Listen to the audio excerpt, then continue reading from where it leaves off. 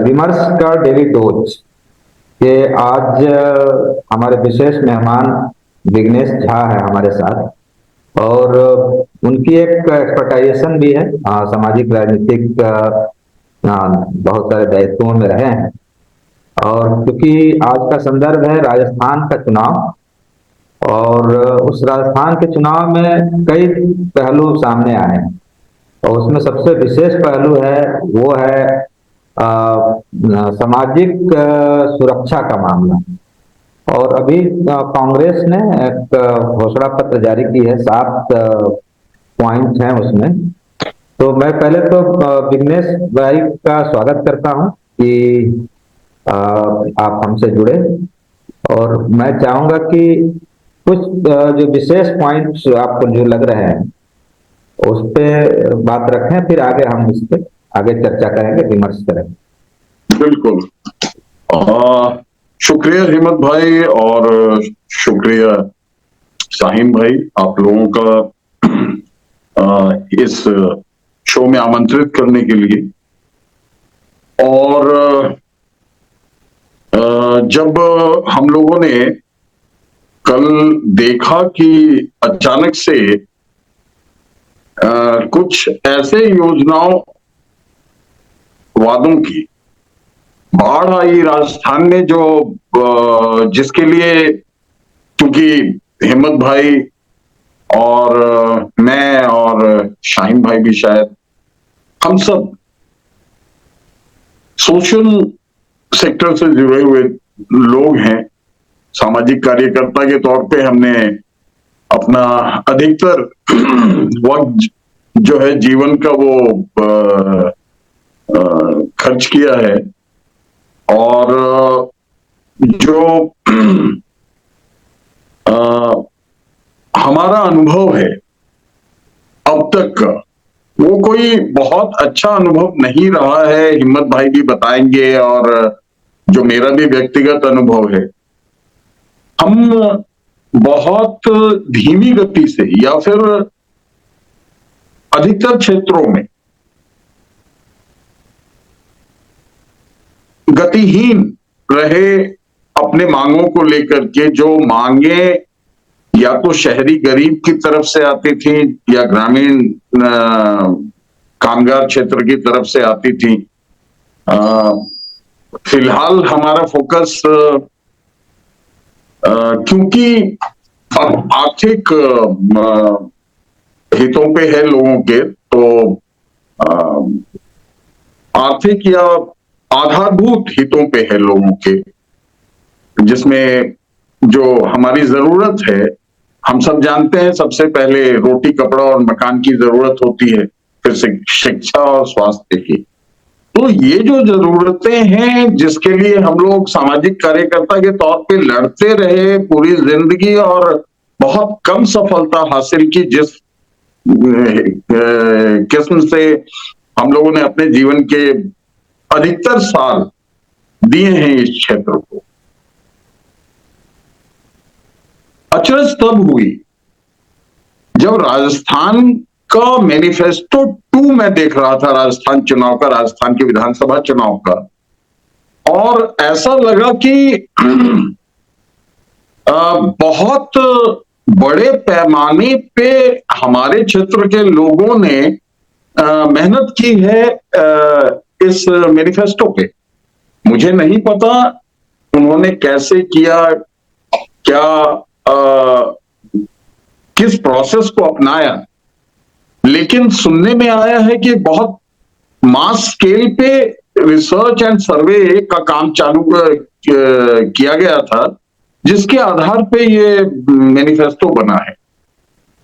और अपनी बातचीत में मैंने हिम्मत भाई से कहा भी कि ऐसा लग रहा है जैसे सरकार नहीं, कोई एनजीओ अपने वादे दे रही है।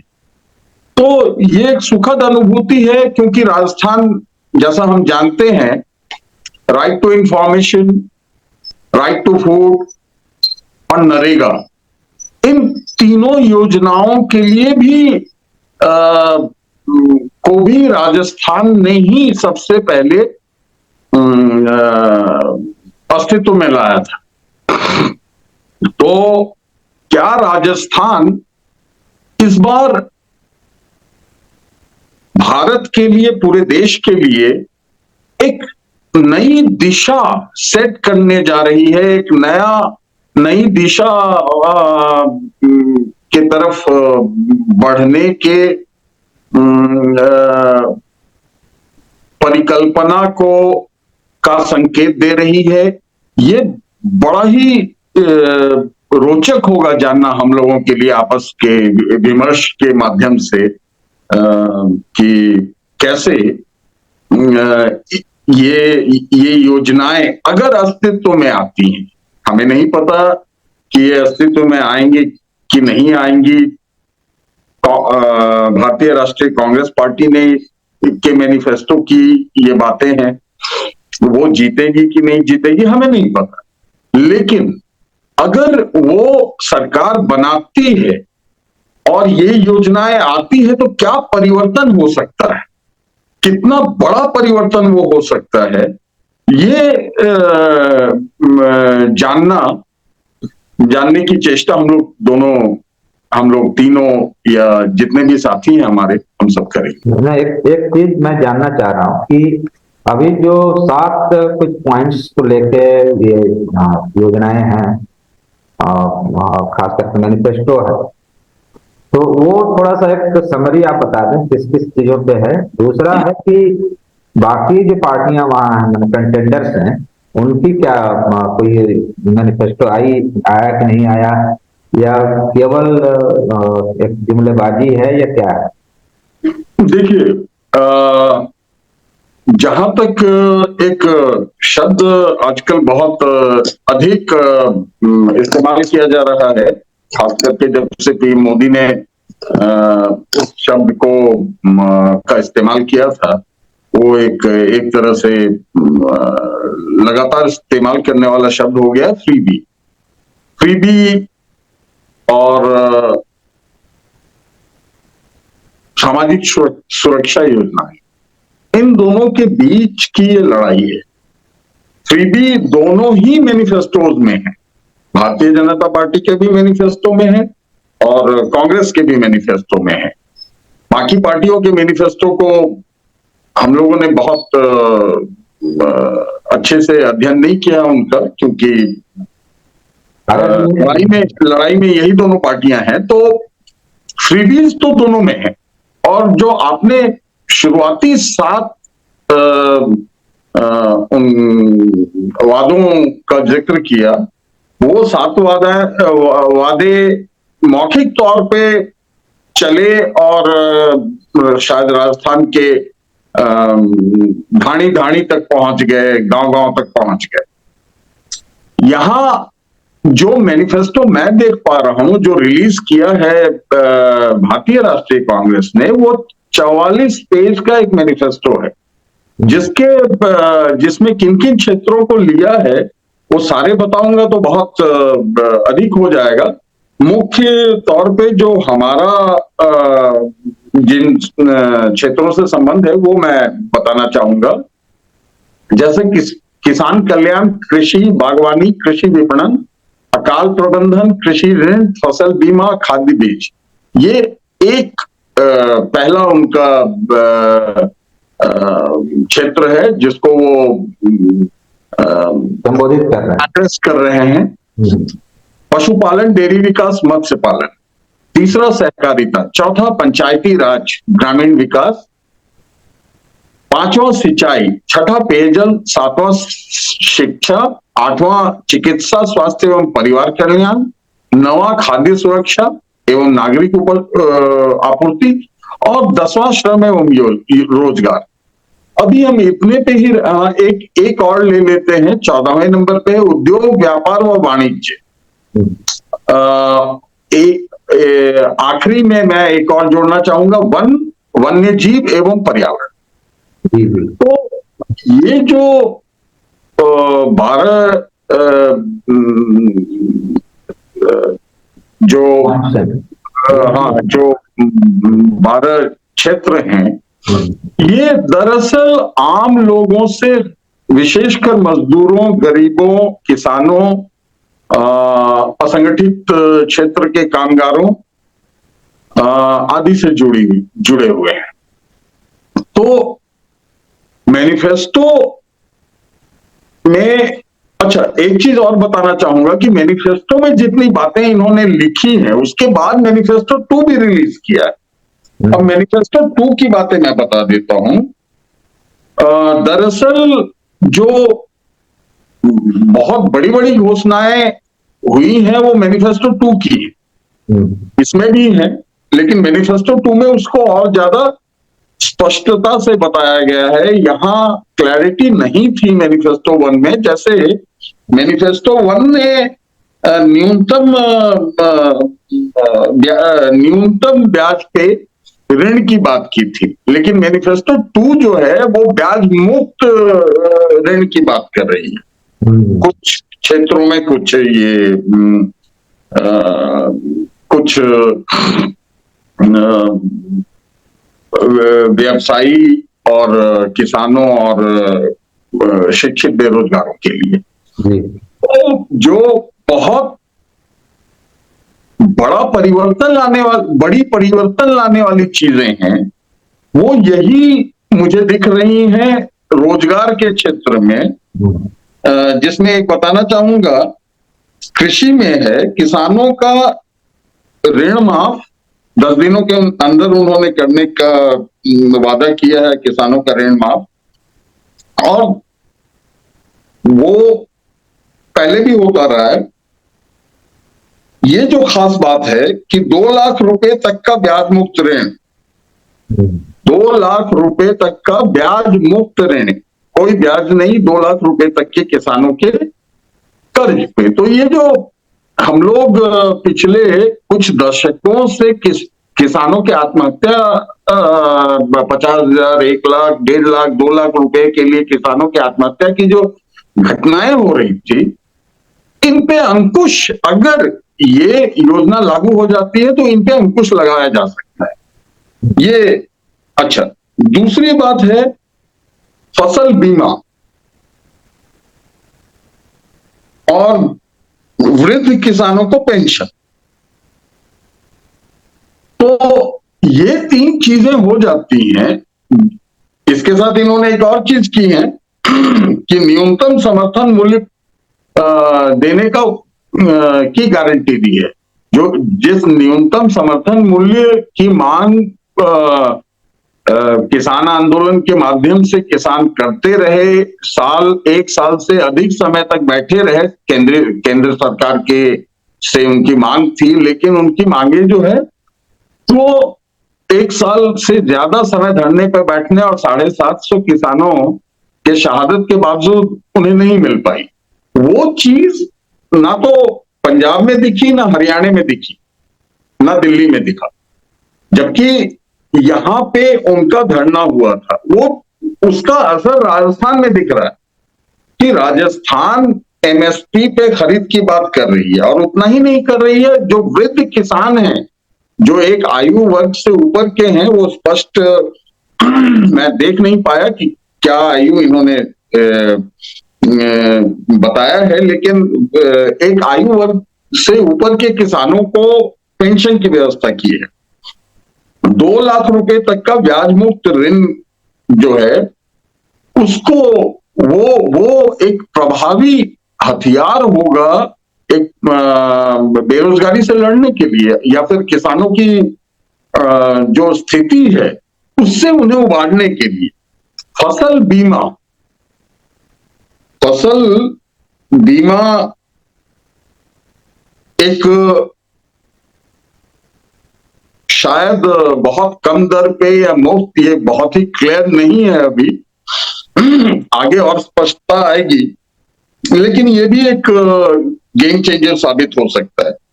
उसके अलावा पशुपालन एवं डेयरी को किसान कृषि कार्यों से जोड़ा है उन्होंने, और वहां कम दरों पे ऋण की बात की है। वहां अभी मैं यहाँ रोकूंगा आपको। डिटेल में तो कृषि वाले पे तो जो है वो है ही। मैं थोड़ा चाह रहा था कि एक पॉइंट करके, जैसे महिलाओं के लिए शायद उन्होंने कहा है कि घर की प्रमुख जो महिला है या जी, उन्हें तो शायद 1,000 या 10,000 रुपये साल का देंगे। 10,000 सालाना के लिए उन्होंने कहा है।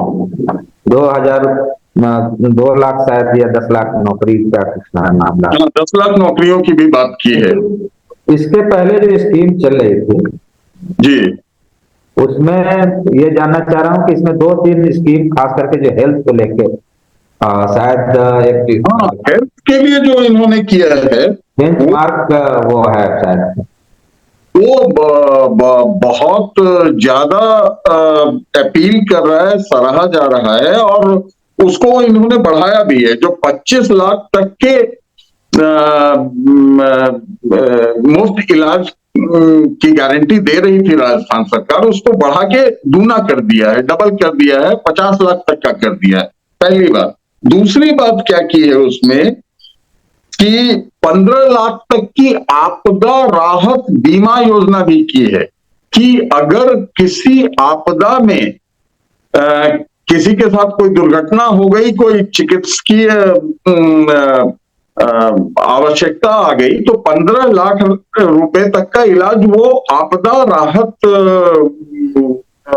वाले बीमा से भी करवा सकते हैं। तो मेरे ख्याल से स्वास्थ्य पे बहुत ज्यादा जोर डाला है। मैंने महिलाओं वाले उस वादे को बहुत गंभीरता से इसलिए नहीं लिया क्योंकि वो फ्रीबी में, कहा जा सकता है कि वो फ्रीबी में आता है। हालांकि अगर वो घर की जो मुखिया है महिला, उनको दिया जा रहा है, तो वो एक तरह से उसकी आवश्यकता है, अभी समाज में है उसकी आवश्यकता। जिस तरह की हमारी अर्थव्यवस्था का मार झेल रहे हैं लोग, खास करके ग्रामीण इलाकों के लोग, तो उसकी आवश्यकता है, लेकिन वो फिर भी फ्रीबी में आ जाएगा। यहाँ पे जो मुझे दिख रहा है इस मैनिफेस्टो में जो खास चीज दिख रही है वो ये दिख रही है कि फ्रीबी तो ठीक है, वो तो टेम्परेरी है, वो तत्काल दी जाने वाली राहतें हैं, 5 साल दी जाएंगी या 10 साल दी जाएंगी, लेकिन वो समाधान नहीं है हमारे इकोनॉमी को वापस पटरी पे लाने, वापस दुरुस्त करने का। तो वापस दुरुस्त करने के लिए आपको ऐसी योजनाएं लानी पड़ेंगी। जो खास बात है वो यही है कि ऐसी योजनाएं आपको लानी पड़ेंगी जिन योजनाओं के माध्यम से आप सहायता करके लोगों को स्वनिर्भर बनाए, फिर वापस उनकी आय वो खुद बढ़ा सकें, ऐसी स्थिति पैदा करें। तो वो चीज दिख रही है इस मैनिफेस्टो में। जी, लेकिन एक चीज अब जानना चाहूंगा, यहाँ थोड़ी आवाज काफी तेज हो गई है। अच्छा, और कहाँ से हैं आप? अगली योजना के बारे में। जी, आपकी आवाज स्पष्ट नहीं हो पाई, फिर से। अभी यहाँ शायद कुछ शादी ब्याह का मसला है, ढोल ताशे बज रहे हैं। अच्छा, लेकिन इस पे नहीं आ रहा। कि मेरा ये कहना है कि अभी राजस्थान सरकार ने जी, खास करके गिग वर्कर्स के लिए एक कानून बनाया जी, और देश का ये पहला प्रदेश है जी, यहाँ गिग वर्कर्स जो डिलीवरी करते हैं, सामान पहुंचाते हैं, उनकी सुरक्षा के लिए शायद, और लोग ये भी कह रहे हैं कि इसको पूरे देश में भी इसको रेप्लिकेट किया जाए, बिल्कुल लागू किया जाए।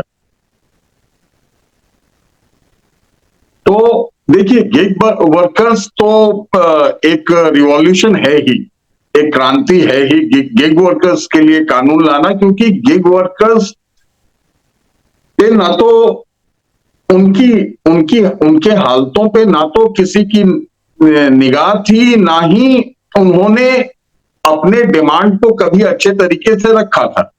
लेकिन all of a sudden Rahul Gandhi gig workers से मिलते हैं और उनके जो उनकी समस्याएं हैं वो निकल के आती हैं, और ये भी निकल के आता है कि उनके लिए तो अभी तक कोई कानून ही नहीं है। तो ये क्रांतिकारी कदम उठाया, लेकिन उसके साथ एक और क्रांतिकारी कदम राजस्थान उठाने जा रही है, तभी ये खास है, तभी ये प्रदेश और इस प्रदेश में जो अभी कांग्रेस की सरकार है और जो मैनिफेस्टो लेकर के आई है, वो खास इसलिए हो जाता है कि असंगठित क्षेत्र के मजदूरों के लिए ये एक और बहुत बड़ा ये प्रॉमिस कर रही है कि असंगठित क्षेत्र के मजदूरों के लिए मजदूर एवं कामगार कल्याण बोर्ड की स्थापना की जाएगी। मजदूर एवं कामगार कल्याण बोर्ड की स्थापना की जाएगी और जो अच्छा, ये बोर्ड इस बोर्ड की आवश्यकता शायद हर प्रदेश में रही थी और हम लोगों ने कितने सालों तक, दशकों तक ये मांगे उठाते रहे हैं हम लोग, यहां तक कि जितने भी असंगठित कामगारों के ट्रेड यूनियन हैं, चाहे वो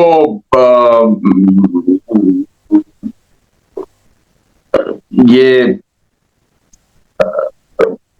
स्ट्रीट वेंडर्स के लिए, ठेले रेडी पटरी वाले के लिए काम कर रहे हो, चाहे वो राइस पिकर्स के लिए काम कर रहे हो, चाहे वो रिक्शे वालों के लिए काम कर रहे हो, चाहे वो किसी और क्षेत्र के लिए काम कर रहे हैं, चाहे वो मैला ढोने वालों के लिए काम कर रहे हो, सबकी ये डिमांड रही है पिछले कुछ दशकों में कि हमें अपने अपने व्यवसाय के हिसाब से एक कामगार कल्याण बोर्ड दिया जाए,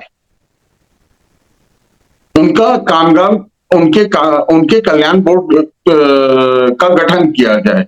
यहाँ पे राजस्थान में मुझे नहीं पता कि ये बातें कितनी जोरदार तरीके से उठी थी कामगारों की तरफ से, लेकिन जो राजस्थान सरकार है वो ये प्रॉमिस लेके आ रही है, मतलब अभी की सरकार, वर्तमान सरकार राजस्थान में जो कांग्रेस पार्टी का नेतृत्व है, वो ये खुद ही उठा के लेके आ रहे हैं। तो न सिर्फ गिग वर्कर्स बल्कि रिक्शा चालक, रेहड़ी पटरी वाले, जो हमारे कूड़ा बीनने वाले हैं, जो हमारे घरेलू कामगार महिलाएं हैं, जो दूसरों के घरों में काम करने वाली जो सहायिकाएं हैं, जो महिलाएं हैं या पुरुष हैं, माली हैं, कॉबलर हैं जो जूते सीने का काम कर रहे हैं, जो रोड साइड के रिपेयरिंग वाले दर्जी हैं, बहुत सारे सेक्टर्स हैं जिनको जो अपना अपना अपना जीवन स्तर ऊंचा करना चाहते हैं, लेकिन छोटी छोटी सहायताओं की वजह से नहीं कर पाते हैं। 50,000, 1 लाख, 2 लाख की सहायता से मशीन खरीद के एक सड़क के किनारे पटरी पे बैठ के या फिर किसी सस्ती जगह पे छोटा दुकान लेकर के वो व्यवसाय बढ़ा करके अपना जीवन स्तर सुधार सकते हैं, लेकिन उसके लिए पहल नहीं हुई थी।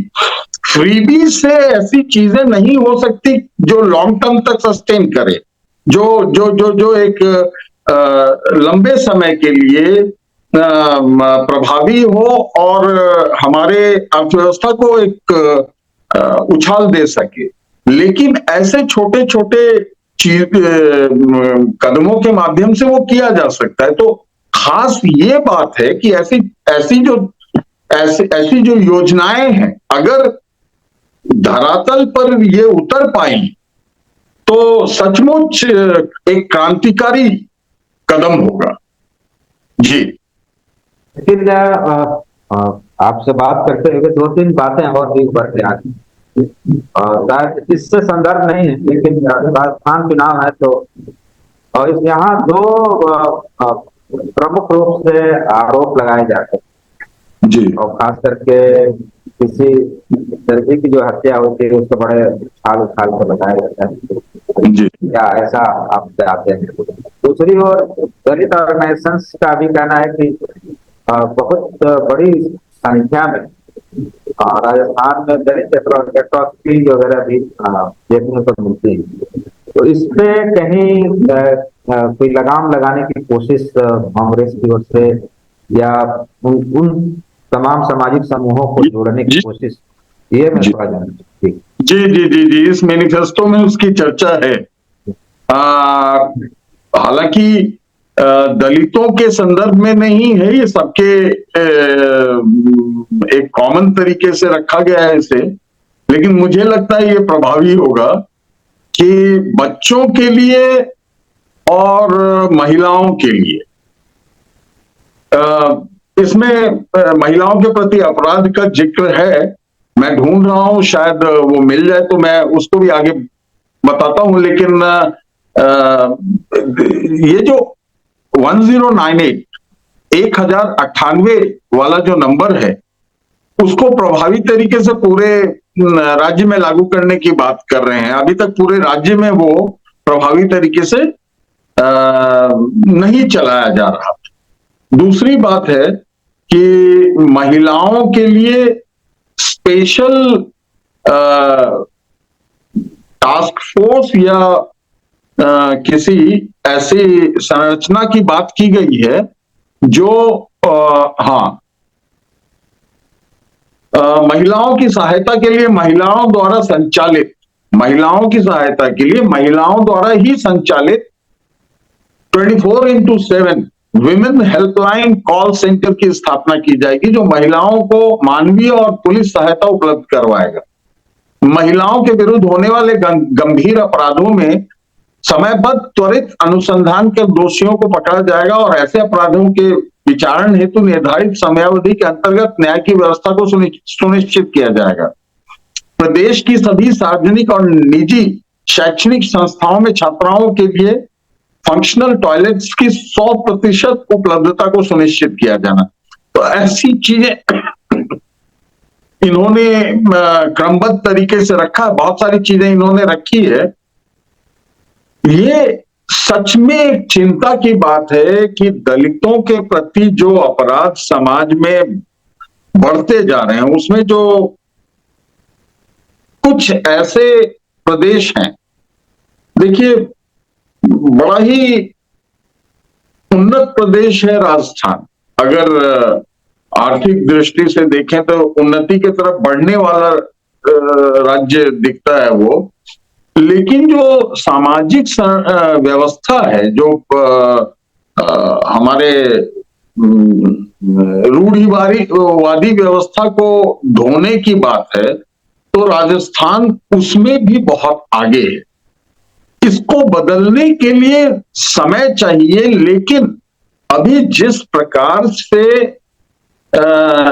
ये धर्म का ओवरडोज लोगों को दिया जा रहा है विभिन्न राजनीतिक और अन्य संगठनों के द्वारा, तो वहां पे ही जड़ है इस प्रकार के अपराध की, क्योंकि वो जो मनुवादी व्यवस्था है वो लोगों को जाति में विभक्त करती है, और कुछ जातियों के लिए उन्होंने बहुत ही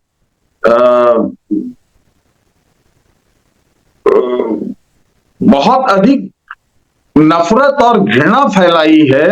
उन्हें समाज में खड़े होने से, उठने से रोका गया है और डेस्परेटली रोका गया है।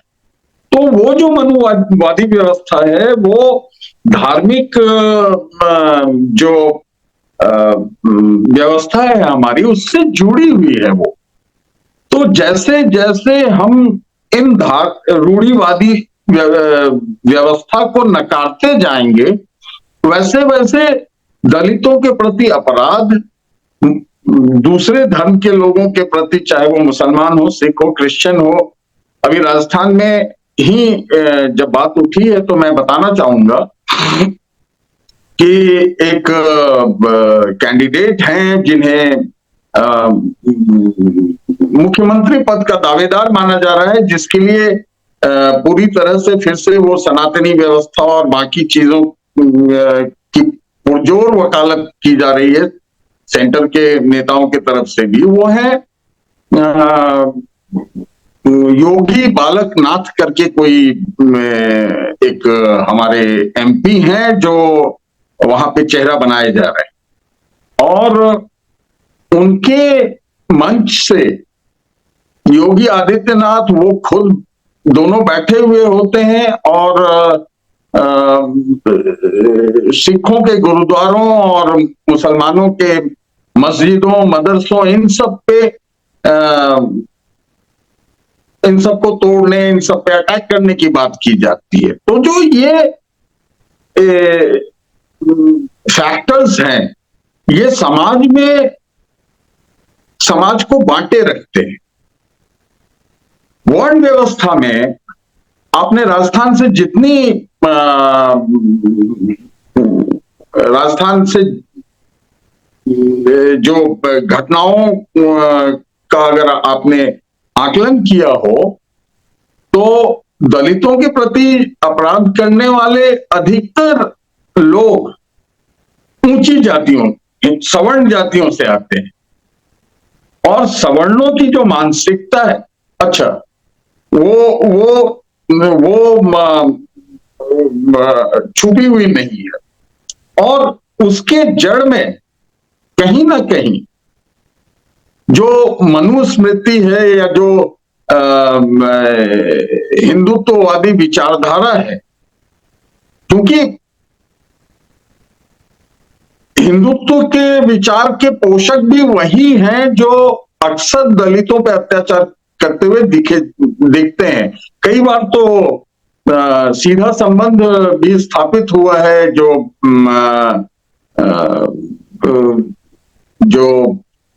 धार्मिक राजनीति करने वाली पार्टियों और ऐसे कांड करने वाले लोगों के बीच। तो इस पे होगा जरूर कुछ, हम अगली चर्चा में इसको इस पे स्पेशल फोकस करके, क्योंकि ये बहुत बड़ा एक मुद्दा है, इस पे स्पेशल फोकस करके हम बात कर सकते हैं, चर्चा कर सकते हैं, विमर्श कर सकते हैं। लेकिन फिलहाल जो हमारा फोकस एरिया है, उस फोकस एरिया को ये एड्रेस करता हुआ दिख रहा है मुझे।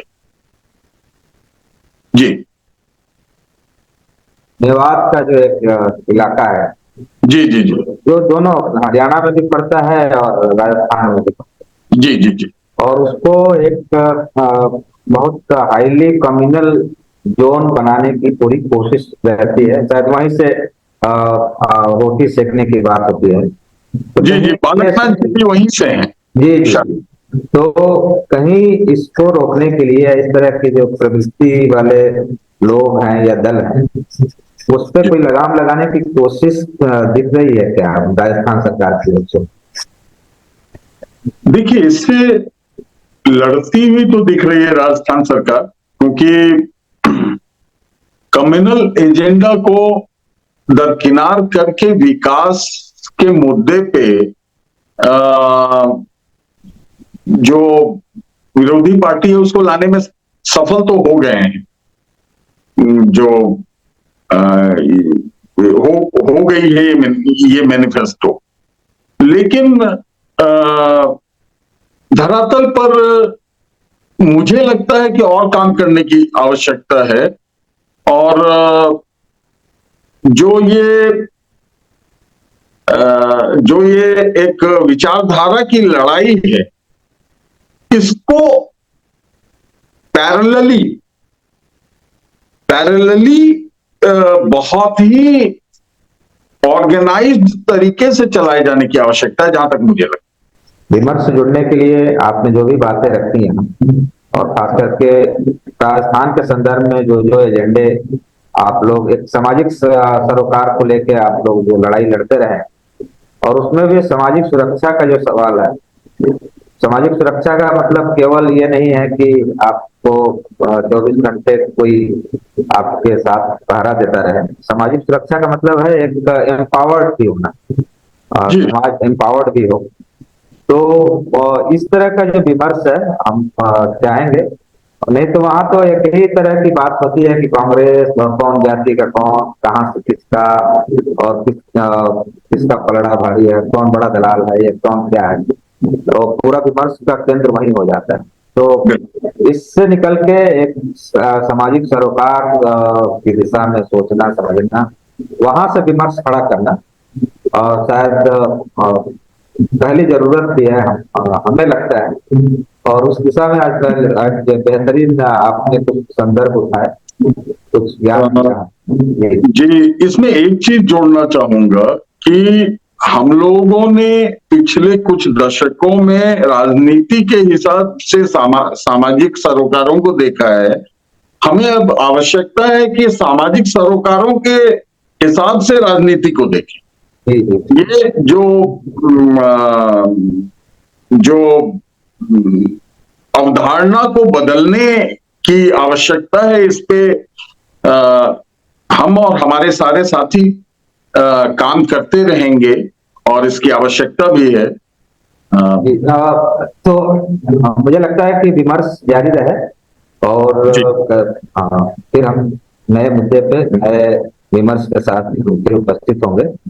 आप सभी दर्शकों से, जो भी हमारे शुभचिंतक हैं, उनसे आग्रह है कि हमें सब्सक्राइब करें, लाइक करें, शेयर करें, कमेंट्स करें, और ज्यादा से ज्यादा शेयर करें तो दूर तक हमारा विमर्श, आपका विमर्श जाएगा। धन्यवाद। जी, बहुत बहुत